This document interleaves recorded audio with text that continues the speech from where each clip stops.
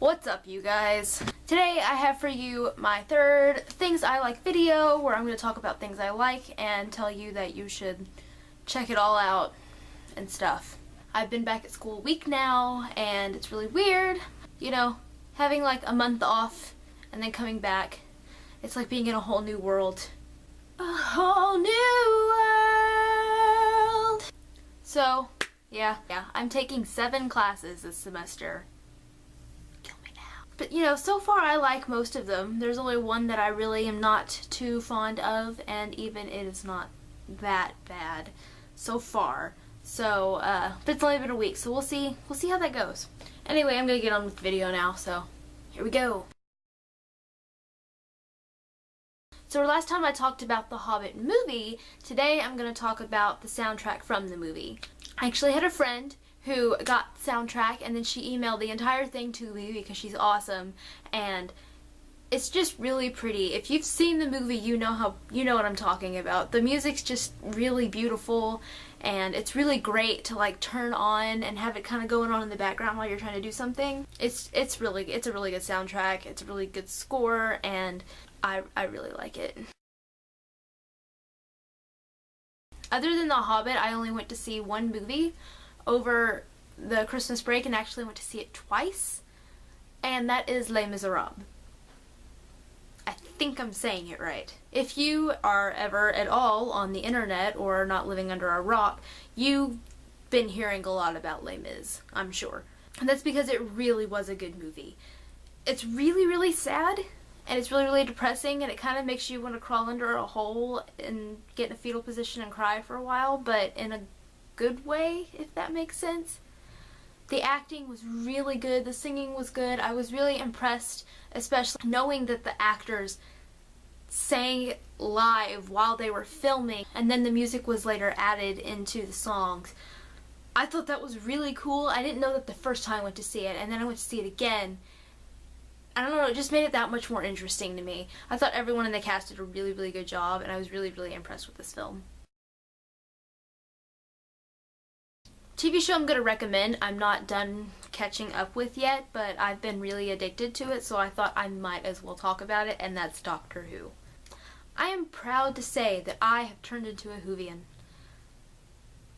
It's really, really good, and I don't know. I've gotten really, really addicted to it, and I'm having a hard time not watching it like constantly. I'm in the middle of season 3 right now. I'm gonna try to get through season 3 this weekend because I don't think I have anything important to do. And David Tennant is awesome, and that's all I'm gonna say. Book I'm going to talk about is the last book that I read, and the first one I actually read for this year, and that is Let It Snow by John Green, Maureen Johnson, and Lauren Myracle? I don't know. I'd read other books by both John and Lauren before, but I'd never actually read anything by Maureen Johnson, which might surprise some of you. So whenever I saw who had written this book, I immediately wanted it. Of course, you all know that I'm a big John Green fan because I'm a nerd fighter. From Lauren, I had read the TTYL series. They're kind of like in text speak, which I know annoys a lot of people, but I actually thought the books were really cute. And I'd heard really good things about Maureen Johnson, so overall I think I really liked this book.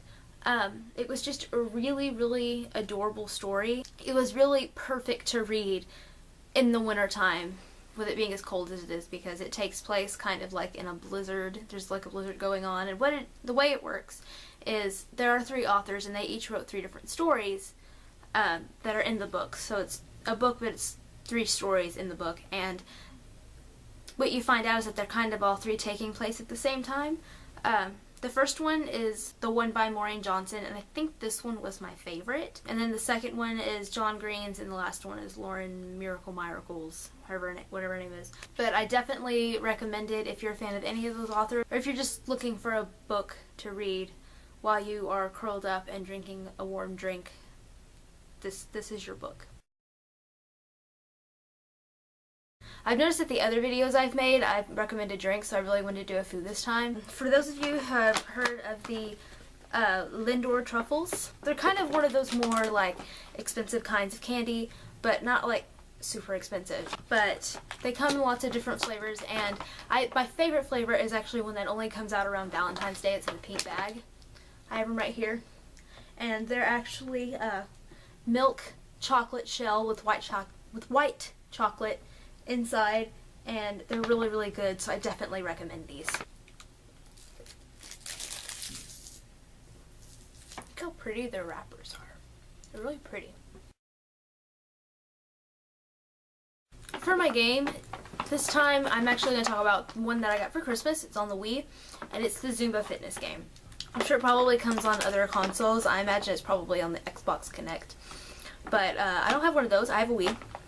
And it's actually really, really fun. I'd never really done Zumba before, but I've always wanted to try it because I took dance for so long, and so I thought this might be fun. So I got it for Christmas, and I've done it a couple of times. I don't have my Wii at college with me, so I can only play it when I'm home. It's really fun, and it's actually, some of it's really challenging, and it really does make you kind of sore. So if you're looking for a fun way to work out and you don't have time to go to a class, I recommend getting this game on whatever console you have. For my miscellaneous or whatever category, I'm actually going to recommend a web series that I've gotten really, really, really addicted to. I watched all the episodes in like 2 days, and it's torture waiting for more episodes to come out, and it's really good. It's something you might have heard of. It's called The Lizzie Bennet Diaries. Basically what The Lizzie Bennet Diaries is, it's like a modern adaptation of the classic novel by Jane Austen, Pride and Prejudice.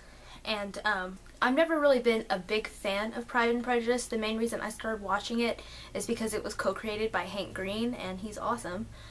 So I thought that I might enjoy this web series, and it actually really, really is good. I think there are like around 80 episodes now. They update every Monday and Thursday. If you're interested in watching it, the YouTube channel is Lizzie Bennet with no space. I'll make sure and put a link down here so that way you can check those out. So yeah, that's all for today.